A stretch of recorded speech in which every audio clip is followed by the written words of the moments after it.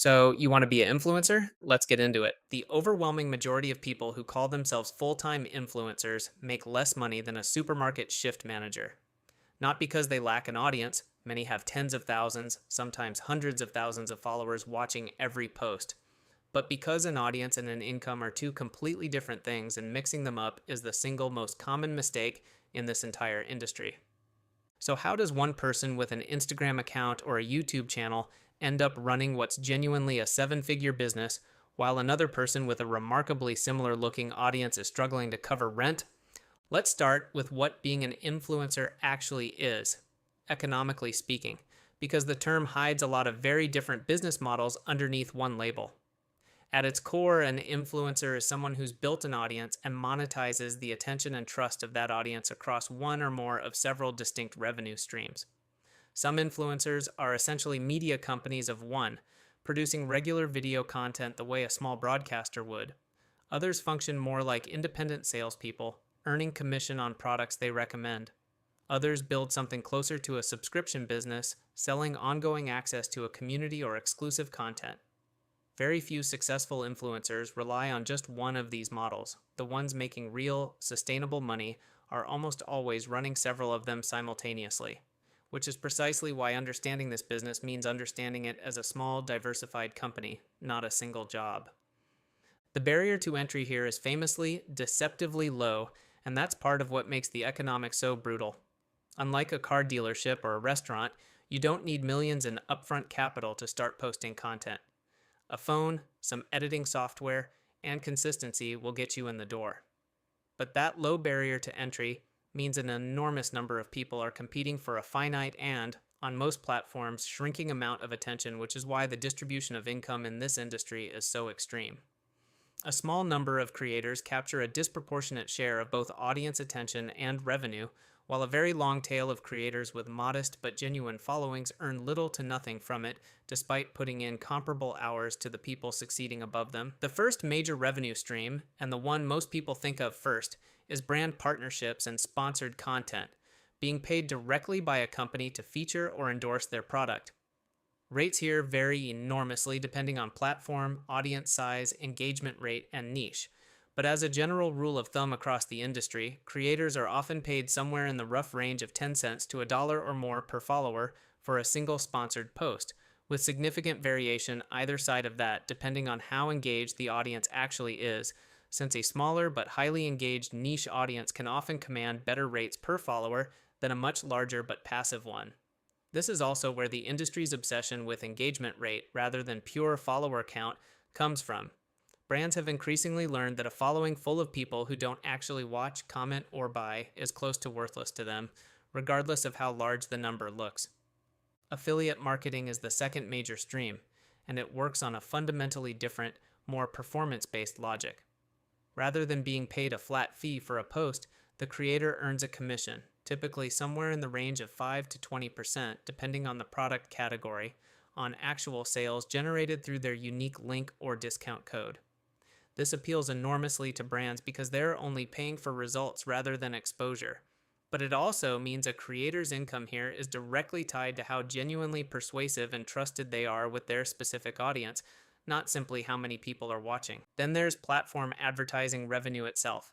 The direct payments made by platforms like YouTube for the ads shown against a creator's content. This tends to be one of the least lucrative streams per view for most creators, and one entirely outside their control, since payout rates depend on advertiser demand, content category, audience location, and platform policy, all of which can and do change with little warning. It's telling that most experienced full-time creators treat platform ad revenue as a useful but secondary income stream, rather than the core of their business, precisely because it's the stream they have the least control over. Beyond these three, a growing share of serious creator income now comes from owned products and direct fan support, merchandise, online courses, digital products, and subscription or membership platforms offering exclusive content to paying fans. These streams matter enormously because, unlike brand deals or platform ad revenue, they don't depend on convincing anyone else, a brand, an algorithm, and advertiser, to hand over money. The creator sets the price, keeps the overwhelming majority of the revenue after payment processing and platform fees, and builds a direct financial relationship with the portion of their audience willing to pay for more. Many of the creators who've built the most durable, resilient income in this industry have done so precisely by shifting weight away from brand deals and platform payouts and toward these owned, direct-to-fan revenue lines over time. Against all of this revenue sits a cost structure that looks deceptively small on the surface, but adds up meaningfully for anyone doing this seriously and full-time. Camera and audio equipment, lighting, and editing software all represent real upfront and ongoing costs, even at a modest production level. Many established creators employ editors, thumbnail designers, or full production assistants once volume and revenue justify it, turning what looks like a one-person operation from the outside into a small team behind the scenes. Talent management and agency representation, where used, typically takes a commission somewhere in the region of 15 to 20% of deals they help negotiate, in exchange for access to brand relationships and negotiating leverage an individual creator often can't secure alone. Travel and production costs for content requiring specific locations or setups can be substantial. And time itself is arguably the least visible but most significant cost of all, since content that looks effortless and spontaneous typically represents many hours of planning, filming, and editing behind every few minutes of finished output. This is where the economics get genuinely difficult to sustain because, unlike a dealership or a restaurant, a creator's core asset, an algorithmically distributed audience, isn't fully owned by them at all.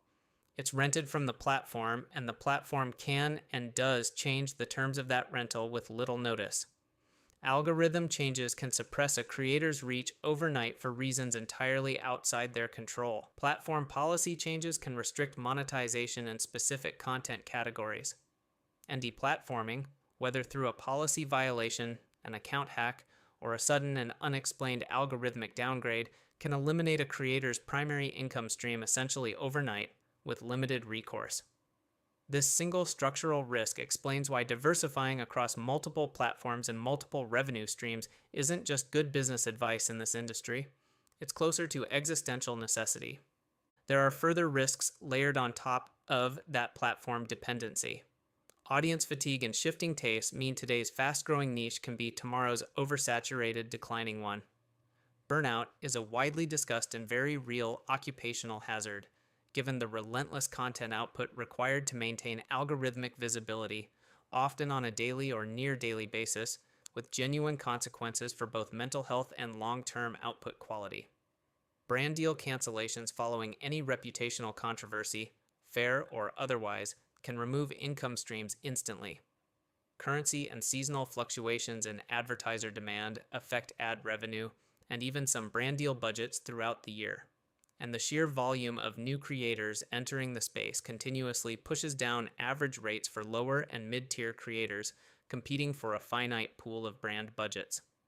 To make this tangible, it's worth walking through simplified, illustrative income ranges across a few different tiers of creator, purely to show the general shape of the economics, since actual figures vary enormously by platform, niche, region, and individual negotiating skill. A micro-influencer with an audience in the tens of thousands, highly engaged within a specific niche, might realistically earn a modest supplementary income, often well under what a full-time salary would provide, primarily through smaller brand deals and affiliate commissions. A mid-tier creator with a following in the hundreds of thousands, posting consistently across one or two platforms with strong engagement, might realistically be earning a genuine full-time income, potentially in the range of low to mid-six figures annually once brand deals, affiliate income, and some direct-to-fan revenue are combined, though this varies enormously by niche and consistency. And a top-tier creator with millions of followers, multiple revenue streams, and often a small team supporting production can realistically be running a business generating seven figures or more annually, though this tier represents a very small fraction of all creators, and survivorship bias means these are also the stories that dominate public perception of what influencer income typically looks like. This is an illustrative composite only, not a guarantee or a claim about any specific individual. Looking ahead, several clear trends are reshaping this industry. Short-form video has fundamentally changed both content strategy and monetization economics compared to the longer-form content that dominated a decade ago, generally rewarding volume and consistency over the higher production value that longer content often demanded. Artificial intelligence tools are increasingly reducing the time and cost of editing, scripting, and even generating certain kinds of content, lowering barriers to entry further but also intensifying competition for attention as a result. Direct-to-fan subscription and membership platforms continue to grow in importance, reflecting the broader industry shift toward owned platform independent revenue.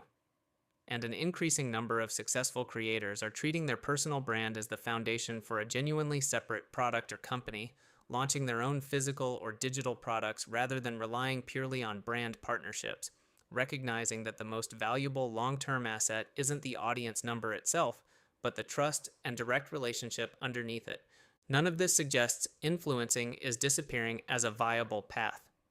It suggests an industry maturing away from its earlier, more informal era into something closer to genuine small business management, where the creators surviving and thriving long term are the ones treating content as the marketing arm of a broader, diversified business rather than as the business itself. So, is being an influencer actually a good business? The honest answer is that for a small number of people who treat it with real business discipline, it can be extraordinarily profitable and genuinely durable.